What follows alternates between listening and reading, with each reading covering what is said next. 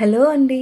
సమ్మర్లో అయితే మనకి మామిడికాయలు బాగా దొరుకుతాయి కదా. ఈ మామిడికాయలతో పిల్లలు బాగా ఇష్టపడే డిష్ని అయితే నేను తయారు చేస్తున్నాను. మా చిన్న వయసులో మా నాన్నమ్మ మా అమ్మ చేసేవారండి. చాలా బాగుండేది. అది తినేటప్పుడు కూడా ఇలాగా వద్దు అనకుండా చక్కగా చపాతీల్లోన, దోశల్లోన, పూరీల్లోన తినేసేవాళ్ళం. ఇప్పుడు మళ్ళీ ఆ రుచులు మా పిల్లల్ని కూడా చూపించాలని ఇప్పుడు ట్రై చేస్తున్నాను. నేనైతే 1 కేజీ మామిడికాయలు తీసుకున్నానండి. వాటిని శుభ్రంగా కడిగి దానిపైన ఉన్న తొక్కని బాగా తీసేసి చిన్న చిన్నగా తురుముకోవాలండి. కేజీ మామిడికాయలకి 1/2 కేజీ కంటే కొంచెం ఎక్కువ, అంటే 3/4 కిలో బెల్లం వేస్తే చాలా బాగుంటుందండి. బెల్లం కరిగే వరకు బాగా ఉడకనివ్వాలండి. ఎంతగా అంటే తీగ పాకం వచ్చే వరకు అలా ఉడకనివ్వాలి. మొత్తం అది మాడిపోకుండా మనము మధ్య మధ్యలో కొంచెం కలుపుతూ ఉండాలండి. కలుపుతూ ఉండిన తర్వాత సాల్ట్,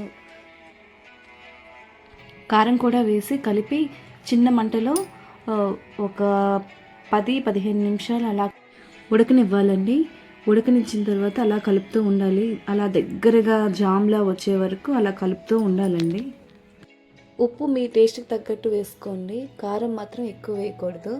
ఎందుకంటే ఆ తీపి, పులుపు, కారం అనేది కరెక్ట్గా ఉండాలి. కొంచెం కారం తక్కువైనా పర్వాలేదు, కానీ కారం ఎక్కువ అవ్వకూడదండి. కలర్ బాగా వచ్చిందండి. ఈ కలర్లో వచ్చే వరకు మనం అలాగా చూసారా, తీగపాకంలా వచ్చింది కదా. ఇప్పుడు ఉడికినట్టేని. ఇంకొంచెం వాటర్ ఉంది కాబట్టి ఇంకొంచెం ఉడికాక దగ్గర పడ్డాక ఇంకా ఆపేసేయడమేని. తడి తగలకుండా ఫ్రిడ్జ్లో పెట్టుకుంటే 1 ఇయర్ వరకు ఇది ఉంటుందండి. దీన్ని కొంచెం గ్లాస్ జార్లో వేసేసి స్టోర్ చేసుకుంటే చాలా బాగుంటుంది. దోశ, చపాతీ, పూరి, బ్రెడ్కి ఇది చాలా బాగుంటుందండి. మనము జామ్ ఎలా అప్లై చేసుకొని తింటామో ఇది ఇలా కొంచెం వేసుకొని అప్లై చేసుకొని రోల్ చేసుకొని తింటే చాలా బాగుంటుంది. పిల్లలు అయితే మాత్రం చాలా చాలా ఇష్టంగా తింటారండి. పెద్దవాళ్ళు కూడా ఇష్టంగానే తింటారు.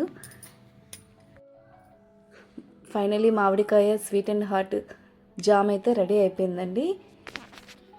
ఈ సమ్మర్లో మీరు కూడా కొన్ని మామిడికాయలతో ఇలా ట్రై చేయండి. మీ పిల్లలు కూడా చాలా హ్యాపీగా తింటూ ఎంజాయ్ చేస్తారు. మీకు కానీ ఈ వీడియో కానీ నచ్చినట్టయితే లైక్ చేయండి, షేర్ చేయండి, సబ్స్క్రైబ్ చేసుకోండి, కొంచెం సపోర్ట్ కూడా చేయండి. బాయ్.